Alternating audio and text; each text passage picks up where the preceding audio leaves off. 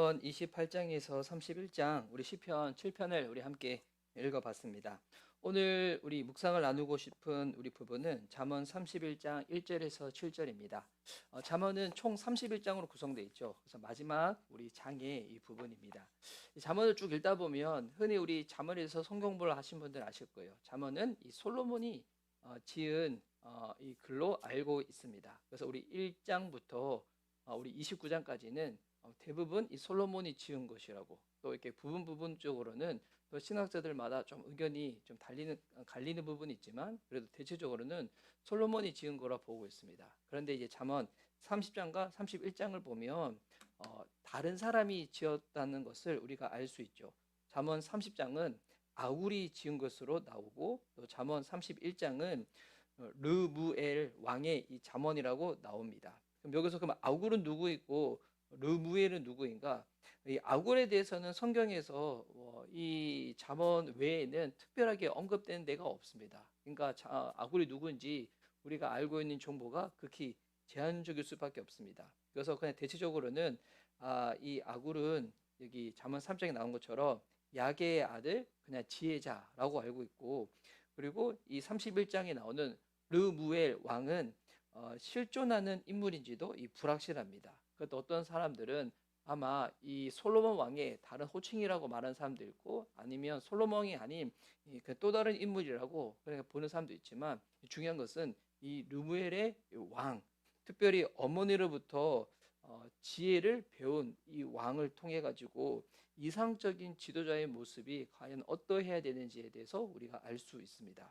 오늘 1절부터 7절 말씀을 나눌 건데요. 이 본문이 길지 않으니까 제가 다시 한번 읽어볼게요. 누멜 왕의 잠언, 곧 그의 어머니가 그에게 교훈한 말씀이다. 자, 그러니까 31장은 르무엘 왕의 잠언이래요. 실적으로는 누가 한 얘기라고요? 이 왕의 어머니가 왕에게 한 이야기라는 것입니다.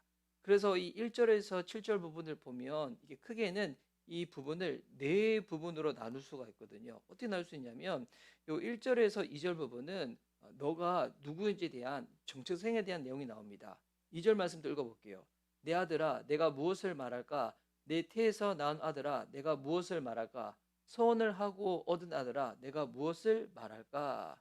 자, 어머니는 이 아들에게 네가 얼마나 존귀한 자인지, 네가 어떠한 사명을 받고 있는 자인지 이것에 대해서 먼저 상기시켜 줍니다. 이번 지도자란 어떤 사람입니까? 바로 하나님의 뜻 가운데 바로 부름을 받은 사람, 세움을 받은 사람, 이것이죠. 그래서 이것에 대해서 이 르무엘 왕이 잊지 않기를 어머니가 당부를 하고 있는 것입니다. 소원을 하여 얻은 아들, 소원을 했다. 하나님께 기도를 해서 얻은 아들이라는 거예요. 내가 너를 그냥 낳은 것이 아니라 하나님 앞에 기도하여서 주님의 특별한 목적과 부르신 가운데 네가 낳았다는 겁니다. 여러분, 우리가 이 세상 살아가는 동안에도 우리가 내가 누구인지 이것을 아는 것이 너무나 중요하죠. 내가 누구인지. 여러분, 우리가 누구입니까? 우리는 하나님의 자녀이죠. 또한 우리 성부 하나님께 사랑받는 주의 자녀, 또한 예수 그리스도의 신부이고 또 성령님이 우리 가운데 거하시는 전입니다. 그래서 우리 베드로전서 2장 9절에서는 이것을 묶어가지고 우리는 그리스도 안에서 왕 같은 제사장으로 부름을 받은 사람들입니다. 자, 우리 또한 이 아들에게 너의 정체성이 무엇인가라는 것을 먼저 상기시켜 주고 난 다음에 3절에서는 이렇게 나옵니다. 여자에게 너의 힘을 쓰지 말아라. 여자는 임금도 망하게 할 수 있으니 여자에게 너의 길을 맡기지 말아라. 자, 요 3절에서는 쾌락을 멀리하라고 이렇게 엄마가 아들에게, 왕인 아들에게 당부를 하고 있습니다. 쾌락을 멀리하라. 구체적으로는 성적으로 절제하라는 거죠. 이 지도자가 이 성적인 것 가운데, 쾌락적인 것 가운데 이 마음이 뺏기고 삶이 뺏기게 되면 이 무너질 수밖에 없다는 거죠. 그러면 이 부분을 보면 우리 솔로몬 왕의 이야기가 열왕기 상에 나오지 않습니까? 보면 여러분, 솔로몬 왕은 정말 하나님께서 듣는 마음, 그 지혜를 허락한 정말 명철한 왕이었습니다. 하지만 솔로몬 왕의 말년은 어땠습니까? 수많은 아내와 우상 숭배들로 인해서 그의 인생도 망가지고 그의 왕국도 무너졌죠. 여러분, 좀 안타깝지 않습니까? 여러분 그런즉 사람이라고 함은 아무리 유능하다고 할지라도 섰다 한즉 무너질까 조심해야 됩니다. 사람들마다 약한 게 다르잖아요. 예, 약하다는 것. 그것은 하나님의 인 다른 것으로서 내가 기쁨과 만족을 누리려고 하는 것. 이것은 성경에서는 우상이라고 말하고 있거든요.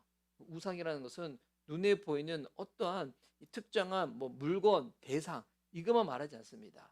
그 이면에 있는 하나님 아닌 것으로 내가 만족해 하려고 하는 것들, 위안 얻으려고 하는 것들, 내가 좋아하려고 하는 것들, 이것이 우상이거든요. 솔로몬은 이 우상 숭배와 또 수많은 아내들로 인해 가지고 그 인생이 망가져 버린 거죠. 그래서 쾌락을 멀리하라. 단순히 쾌락만 얘기하는 것이 아니라 우리의 삶 가운데 약해 있는 그 부분들에 대해서 잘 인지하고 그 부분에 대해서 늘 경계하라는 거죠. 그리고 4절 5절에서는 술을 멀리하라고 나옵니다. 루무에라, 임금에게 적합하지 않은 일이 있다. 포도주를 마시는 것은 임금에게 적합한 일이 아니다. 독주를 좋아하는 것은 통치자들에게 적합한 일이 아니다. 술을 마시면 법을 잊어버리고 옥눌린 사람들에게 판결을 불리할까 내릴까 두렵다.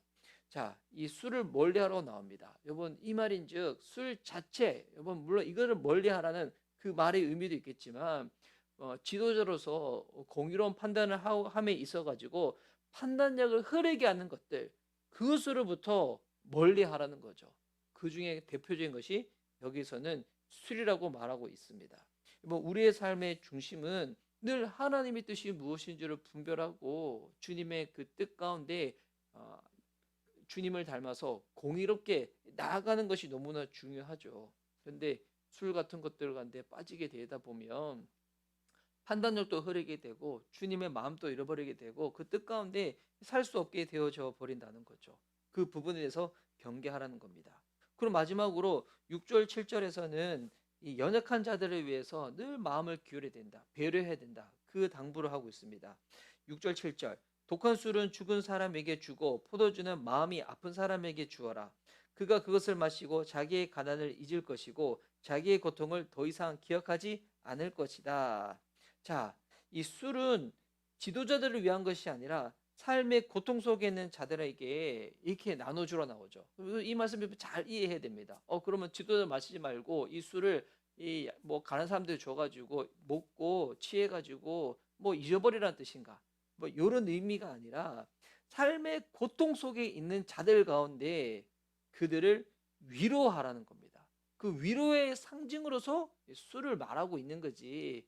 여러분 실적으로 그냥 술 먹여가지고 그냥 뭐 세상 속에서 도피하게 만들고 이런 의미가 아니에요. 여러분 잘 이해하셔야 돼요. 그래서 여러분 진정한 이 위로는 술이라는 것을 말하는 것이 아니라 이 지도자가 공의롭게 통치하고 그들을 향하여 마음을 기울일 때 긍휼의 마음으로 그들을 대할 때 이것이 진정한 위로가 된다는 것입니다. 여러분 이렇게 르무엘 왕의 어머니가 아들을 생각하는 마음으로 이렇게 얘기하고 있는 거죠. 너의 정체성을 알라. 그리고 쾌락을 멀리하고 술에 빠지지 말고 연약한 자를 위해서 배려하라 라고 말하고 있습니다. 그래서 이 아들에게 절제와 공의, 국률로 다스리는 이 왕의 모습을 가르쳐 주고 있는 것입니다. 그런데 여러분 이 본문을 통해서 그럼 우리가 또 하나님이 우리를 그와 같은 왕 같은 제사장으로 부르고 또한 지금 이 나라를 또 다스리는 위정자들을 위해서도 그렇게 기도해야 되겠지만 여러분 실상 인간의 모습은 어떻습니까? 인간의 모습, 인간의 왕, 인간의 지도자들은 완전하지 않죠. 저도 우리 미션 이바비 교회 담임 목회자잖아요. 담임 목회자가 해야 될 일, 물론 기도와 말씀에도 전무하고 또 교회에 또 영적인 지도자로서 영적인 리더십을 발휘해야 되잖아요. 하지만 저도 제 모습 보면서 제가 무엇을 잘하는지, 무엇을 못하는지, 무엇이 장점이고 무엇이 단점인지 저도 잘 알고 있거든요. 세상에서 완벽한 사람은 없습니다. 그래서 여러분 이 성경에 솔로몬도 실패했고 이 르무엘 왕도 완전한 왕이 아니니까 어머니가 이런 부분들에 대해서 늘 경계하라고 말을 하고 있는 거죠. 그럼 오늘 이 잠언 31장을 대하면서 이 잠언이 진정 가리키는 이 왕은 누구를 말하고 있는 걸까요? 바로 예수 그리스도이십니다. 여러분 이 구약 성경에 있는 잠언 단순히 이 세상을 살아가는 것 가운데서 지혜의 정도를 주는 것이 아닙니다. 여러분 이 모든 지혜의 왕이 되시고 총 집합체가 되시는 분이 계십니다.